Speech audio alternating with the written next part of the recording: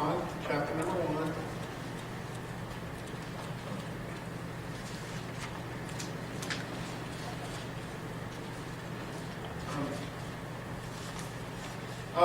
We live in a generation today that tells us what's going to bring the most joy.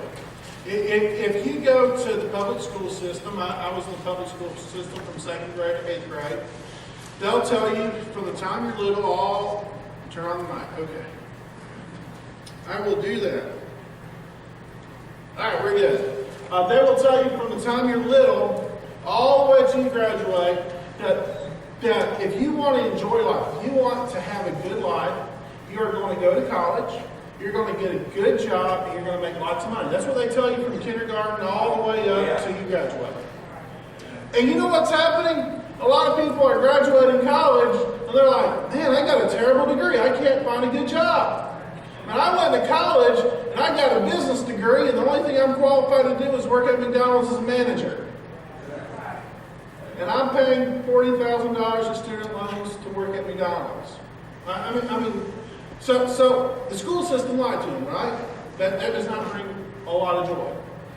Hollywood, it tells us what brings joy. It tells us that to have joy, you have to drink, do drugs, and have sex. You know, it's shocking to me that Hollywood still sells shirts with Marilyn Monroe's face on it, considering she did all that, and while she was still quite young, she wrote a suicide note and killed herself. Right. So if Hollywood's going to sit here and say, oh my goodness, this is what's going to bring you joy, why are you putting someone who committed suicide doing everything you said brought joy? Right. Oh yeah. You know, a lot of times we want to sit here and say, man, the family's going to bring you a lot of joy. And it should if you do things right, but it doesn't always. And the Bible doesn't teach that it brings the most joy. A lot of times, if you're not doing right, it brings misery. You say, well, where do you find that? In Genesis and Exodus, and a lot of books of the Bible, there are a lot of them that didn't do right in their family, and it brought misery instead of joy.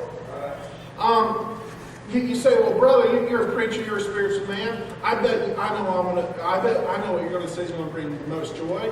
You're going to say that just having a walk with God is going to bring the most joy in your life. And I believe that's part of it, but that's not what the Bible teaches brings the most joy in our life. And this is really important. We have got to go to the Bible as our standard for everything. A lot of times we want to sit here and give you the religious right answer. That sounds religiously good, but it's biblically wrong. Now, if we open up our Bible to the 3rd epistle of John, and we read starting in verse 1 and go to number 4, we're going to find out what brings the most joy according to the Word of God. It says, the elder unto the well-beloved Gaius, whom I love in the truth, beloved, I wish above all things that thou mayest prosper and be in health, even as thy soul prospereth. For I rejoiced greatly when the brethren came and testified of the truth that is in thee, even as thou walkest in the truth. Now this is the subject of my message. I have no greater joy than to hear that my children walk in truth. Amen. He says, the greatest joy I have in life is to know my children walk in truth. Now, I want you to understand here, when he says children there, he is not talking about the children that came from his bloodline. He is talking about the men and the women that he led to Christ and he discipled. And as time went on, they went their way, he went his way, but he's hearing about what they're doing. And he's hearing that they're doing right. And he's saying, hey, look, I took you under my wing. I took you under my wing. And now, when I hear about you, you're doing right, and I have no greater joy in this life. And tonight, I want to talk about this. There's no greater joy than to take someone under your wing, disciple them, and in due time, hearing about how they're doing right. Amen. Now, some of y'all in here, you're in the place in your life where you should be taking people under your wing and discipling them. There's others in here, you're a few years away from that. And what you need to do is you need to get a vision of this. My Bible says, well, there's no vision, the people perish. There's young people in here today where you need to go to God and say, God, one of these days, I am going to take someone under my wing and disciple them because according to your word, that will be the greatest joy in my life. That should be your vision. That should be what you envision to be the top shelf of joy because that's what the Bible teaches. Now, I'm going to go through here and show you 3 areas that the Bible teaches should be discipled in. I don't know that if this is the only 3 areas of discipleship. I'm sure that if you study out your Bible, you can find another one or another 2. That's fine. Tonight, though, I'm just dealing with 3 areas of discipleship. And by the way, I want to say this. Every Christian can have this greatest joy. Amen. Every Christian should have this greater joy sooner or later. Amen. Yes. Amen. Some of y'all, you're old enough, you should already have it. Right. Some of y'all younger, I want you to get a vision for this. But either way, these are the 3 areas. Number 1, the first area, and I really want to call this a relationship. We have 3 relationships. Because discipleship is a relationship, amen? You have a mentor, you have a mentoree. And so in this discipleship, in this greatest joy, there's 3 relationships. The first relationship is the relationship of the apprentice to the master. The Bible tells us in 1 Corinthians 11:1, it says, "Be followers of me, even as I also am of Christ." Amen. You say, well, Brother Caleb, what does that mean? Well, that means that there's some older Christians out there that are serving God and doing a good job. Amen. And because you see that they're doing a good job, you ought to follow them to learn from them. Amen. Last year in my church, Calvary Baptist Church in Lacey, South Carolina, the pastor, he told me, he said, "Caleb, we're going to have Vacation Bible School. I want you to lead it." I said, "Pastor, that's a wonderful thing. I look forward to it." I said, "But Pastor, there's one thing that I want to do above anything else in this Vacation Bible School." I said, "Pastor, we got some young people in our church. They're teaching Sunday school class. They're teaching junior church. They're serving the Lord. But there's a problem." He said, "What's the problem?" I said, "They've never led someone to Christ." I said, "My goal in this Vacation Bible School, one of my goals is to get them to the place where they can open up the Bible and show someone how to be saved." And he said, "Man, that sounds good." So I took each one of them aside. There was 3 of them. And I took my Bible and I handed them my Bible and I told them, "I'm 6 years old. Take that Bible and show me how to be saved." And you know what? Every single one of them did when I said that. They went, "Oh." I said, "Look, you grew up in the church. You know these Bible verses by heart. You know the illustrations by heart. You just haven't put them together yet." And that's fine. They're young people. You know, a lot of times when you're young, you know everything you need to know, but you haven't had someone show you how to put them together. And that's discipleship. That's where the older Christians come in line, where the older Christians have been teaching you right. You got all the dots on the page, and now the older Christians got to teach you how to connect the dots. And I took them aside, and over a few days, over the course of a couple of weeks, you know how is at church? You only see people at church, so even though it's 3 or 4 days, it takes 3 weeks to have those 3 or 4 days, amen? I took them aside, and each and every one of them, I handed them the Bible and said, "I'm 7 years old now, take me through it." And they got to the place where I showed them which verses to use, which questions to ask in the verse, wrote down which verse that goes next in there, and before long, they was doing a good job taking me through the Romans Road. Now I said, "Man, you're doing a good job. Now I want you to do it with your grandma." "Man, you did a good job. Now I want you to do it with the pastor." "Man, you're doing a good job. It's Vacation Bible School time, so I need you to deal with a real lost kid now." Amen. They said, "I'm not ready." I said, "Ready or not, it's time." Sometimes I love the ministry because it doesn't matter whether you're ready. The schedule is set, amen? And we did our stuff and gave an invitation. Some of the kids raised their hands. And I said, "All right, it's time." And I had an adult with each one of my young people. And I said, "You know what? It's just in case one of these kids asks you something off the wall, it's probably not going to happen," and it didn't happen. "We're going to have an adult with you." And all my young people got to go through the Romans Road with the kids. And one of the things I told them, I said, "Now, when you read Romans 3:23, that's the first thing you're going to do. You're going to go through Romans 3:23 for all of us, and you're going to ask every one of these kids, are you a sinner?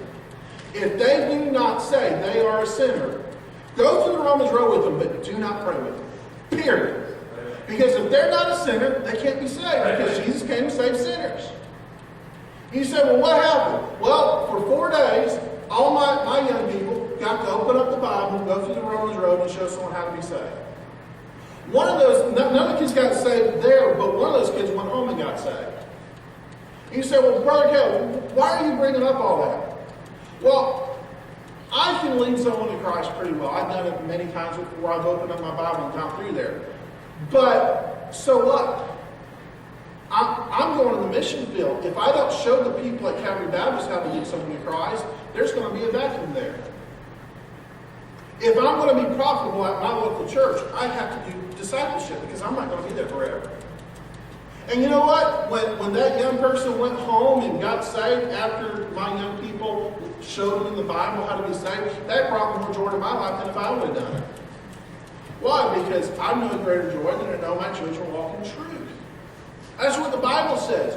And maybe you're here today and you say, Brother Kel, I'm light years away from showing anyone how to serve God in any way.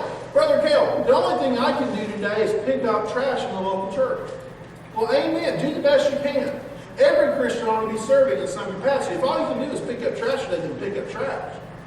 But if you wholeheartedly go after the Lord to serve the Lord, you're not going to stay at picking up trash. Sooner or later, you're going to get to the place, and you should pray that you get to the place where you're so good at serving God in some area, you can show someone else how to do it. If that's the place you're at today, show someone else how to serve God as well as you do. Amen? If you're not in that place today, pray that God will bring you to the place where you can show someone else how to serve God. If you're good at soul winning, pray, God, get me to the place where I can show someone else how to lead someone to Christ. If you're good at Sunday school teaching, pray to God, oh God, let me show someone else how to teach a Sunday school. If you're good at hospitality, oh God, let me show someone how to be a hospitality. Because you want to know the truth. One of these days you're going to die, and if you never show someone how to do what you do in the local church, there's going to be a vacuum. Some of y'all are going to move, and if you have not shown someone how to do your job, there will be a vacuum. Someday, maybe your health is going to go down. And if you don't show someone how to do what you do, there's going to be a vacuum. But according to my Bible, when you show someone how to do what you do well, as you hear them doing right, that'll be the greatest joy in your life. So number one, the first relationship we have is the apprentice. You should be able to get to the place in your Christian life where you can show someone how you serve the Lord. Number two is the family relationship. You know, God's Word calls us to some incredibly close relationships. And I think we read it and we say, oh, that's just allegory. No. When God says this stuff, He's not calling us to allegory. He wants us to be that close. Over here in 1 Timothy 5:1, it says, rebuke not an elder, but entreat him as a father, and the younger men as brethren, the elder as mother, the younger as sister with all purity. I think when God says, hey, look, I want you to treat the elder men as a father, I think He means He wants you to treat the elder men as a father. And you say, well, Brother Caleb, that sounds Catholic. No. You're hearing the same vocabulary. You don't understand the difference in definition, okay? See, in the Catholic Church, they say, call me Father, but don't treat me like Father. In my Bible, it says, don't call him Father, treat him like Father. Oh, by the way, over there in 1 Thessalonians 2:11, it says, as ye know how we exhorted and comforted and charged every one of you as a father doth his children. So here it is Paul. He said, we treated you as a father treated his children. You said, Brother Ken, that sounds Catholic. No. It's just because we're using the same vocabulary, but we definitely have a different dictionary. In the Catholic Church, he says, my son. In the Christian Church, we're not supposed to call them our sons. We're supposed to treat them like a son. He said, here he says, we treated you like a father treats his children. And you say, oh, Brother Cal, is that really an issue today? I would argue that these two verses are more applicable to us today than any time in history.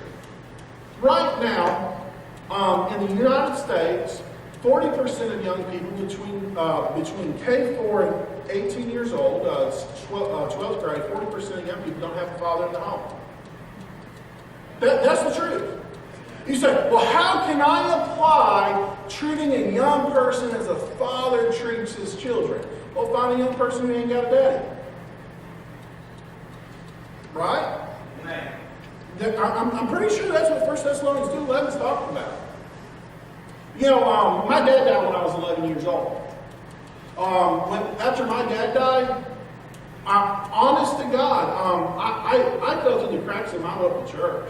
Some people, their testimony is they never went to church. Some people, their testimony is I grew up in church, it was wonderful. My testimony is my dad died, and man, honestly, no man had anything to do with me.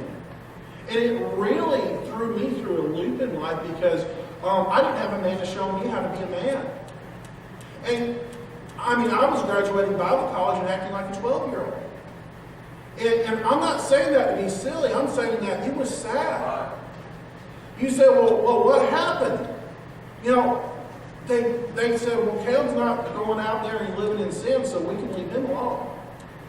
And after Bible college, I was really falling apart. I said, God, if you don't do something, what can I do in church? The men in church won't have nothing to do with me because I'm acting foolish, and I know I'm acting foolish. I'm telling them, hey, look, I'm acting foolish. I need some help. And they're just telling me, I kid you not, I've had pastors tell me when I asked them this during Bible college, after Bible college, I said, look, I know I'm immature. What can I do to grow up? And they said, well, just have a kid. I'm like, I'm not married. And by the way, an infant shouldn't be teaching a man how to be a man. Amen. So after Bible college, I was really on the verge of just dropping out of church. The Bible says, as a young man, I'm supposed to treat the older men as fathers, but man, they wouldn't let me. Now, can I be obedient to the Word of God if the Bible says and treat the older men as fathers and they won't let you? It's worth asking. And I was on the verge of quitting church, and I met my pastor, Steve Cummins, and I got a hold of him because I was helping him out with Vacation Bible School one year. And I called him up and said, look, Pastor, I need some help. I said, look, you tell I want to know what's wrong with me, and I want to get it right because God's called me to the mission field. I told him, I said, look, I'm about to drop out of church, and I'm just coming to you for help. And you know what my pastor did? Even though he barely knew me, he took me under his wing and treated me as a father does his children. On Father's Day, I sent my pastor, Steve Cummins, a Father's Day card. And I'll tell you right now, I wouldn't be here today without Pastor Steve Cummins loving me like a father does a son. And I certainly love him like a son does a father. You say, Brother Caleb, why did you say that? Well, I know today, 50% of young people are going to graduate high school without a daddy in their home. And then the rest of the ones that are graduating high school with a daddy in their home, a lot of them don't got a good daddy. And the men in the church, especially the older men in the church, are supposed to take the younger men in the church under wing like a father does.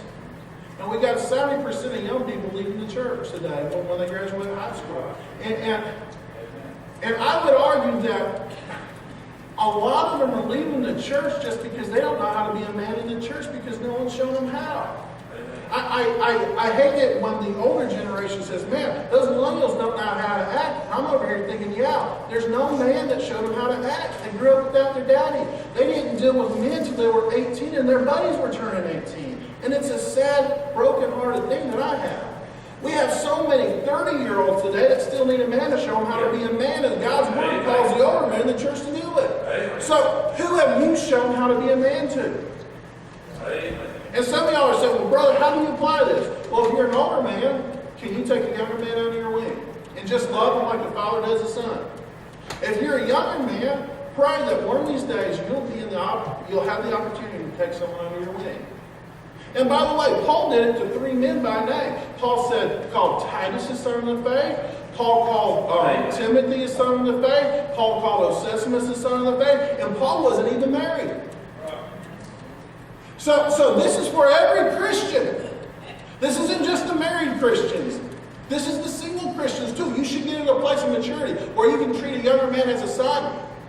And by the way, you say, well, brother, if you do that, it's going to cost you money. You're going to be betrayed. Well, when Paul was sending that letter to Philemon, he said, look, if Onesimus owes you money, I'll pay it. So it will cost you money. That's biblical. But anyhow, I'm just preaching the Word of God. You know, if you're only a father to your kids, you're not inventing the fatherhood. You're to be a father to people who aren't your kids. And I wonder how much revival we'll see in our church when the man in the church says, you don't got a dad, I want to show him how to be a man. So number one, we're going to have the greatest joy in our life when we show someone how to serve the Lord. Number two, we're going to have the greatest joy in our life when the men are fathers treating other men as sons, when the women are mommies treating other women as daughters. That's what the Bible teaches. And number three, and this is my last point, and I'm done. We've got to have a relationship of a restorer. Excuse me. Over there in James 5:16, and I didn't put my verse there right, so I'm going to look it up so I read it right. Amen. In James 5:16, it tells us, it says, confess your faults one to another and pray one for another that ye may be healed. The effectual, fervent prayers of a righteous man availeth much. So you have one Christian who's struggling, and God says, look, if you got a fault, confess it.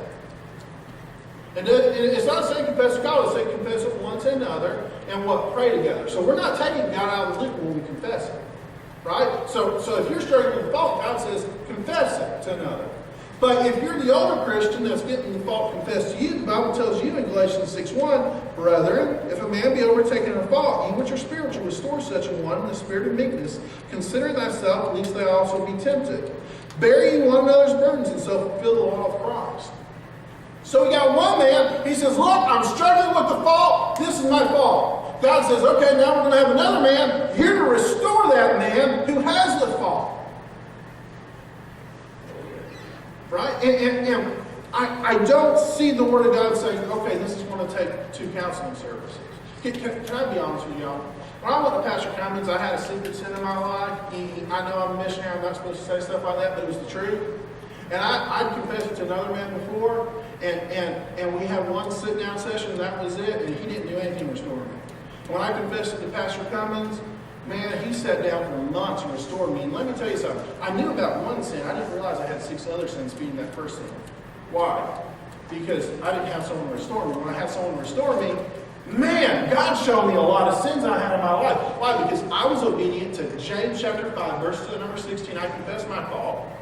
My pastor was obedient in Galatians 6:1. He restored me from my fault. I was a brother taking a fault, and he restored me. And when we were both obedient, guess what? Sin was dealt with. You say, well, Brother Cal, why are you bringing that up? Because according to my Bible, the greatest joy is to know your children walk in truth. If someone comes to you and has a sin problem, says, look, I'm struggling with sin. This is my sin problem. And you restore them. When they're walking in righteousness, how much joy is it going to bring to your life? You know, Pastor's getting up today talking about modesty. You know, honestly, I don't blame the young people for being immodest. I blame the older generation. My Bible tells me in Titus chapter number 2 that the older women are to teach the younger women. One of the things the older women are supposed to do is teach the younger women how to love their husbands. You know, and these young ladies going out here dressing sexy, well, you're supposed to exclusively do that for your husband. Amen. And the older women aren't teaching them that exclusivity. Amen. But if the older women would teach them that exclusivity, they would have the greatest joy in their life according to the Bible. Why? Because, well, when these younger women start doing right and they hear about how they're doing right, that's going to bring joy to them. You know, tonight I'm preaching on the greatest joy that God has to offer us, and it's in discipleship. You know, where are you at today when it comes to restoration? Are you the person saying, man, Brother Caleb, I'm struggling. I need someone to restore me. Or are you one of these older Christians that need to restore a younger Christian, but you haven't developed a relationship for them to be able to confess their fault to you? My Bible tells me over there in 1 Corinthians chapter number 12 and verse number 26, it says, well, one member suffers, we're to suffer with them, but are you close enough to anyone in this local church to allow them to tell you what they're suffering with? Just a question. You say, well, why do you ask that? Because it leads to confession, which leads to you restoring, which leads to the greatest joy in your life. So today I just have 3 points on this whole idea of the greatest joy. You're going to have the greatest joy when you teach someone how to serve the Lord. You're going to have the greatest joy when you are a father to a son that's not your blood, or a mother to a daughter that's not your blood. You're going to have the greatest joy when someone who's involved in sin confesses that sin to you and you restore him. But those are the 3 areas that you can have the greatest joy in. You say, brother, you're a missionary. What does that have to do with missions? Brother, that's missions work. My job on the mission field is to teach people how to serve the Lord. I'm going to lead them to Christ, but then teach them how to lead others to Christ. That's a great joy. Man, I'm going to go out there and lead Muslims to Christ. To the Muslims, everything is Islam. If I don't love those Muslims who come to Christ like a father does a son, why should any other Muslim come to Christ? My Bible offers me so much more in community when I'm obedient than Islam offers them. But unless we're obedient to the Word of God, it doesn't. Only obedience offers more community than these other religions. Man, there's going to be people that come and confess sin to me. And I'm going to get to restore them. And things that they wanted to get done in the dark, God's going to bring to the light. And number 1, they're going to get restored. Number 2, people are going to get saved out of it. And that's all going to happen on the mission field. So don't feel sorry for me going on the mission field. According to my Bible, I'm going to have the greatest joy on the mission field because I want to be discipling people. Thank you, Pastor.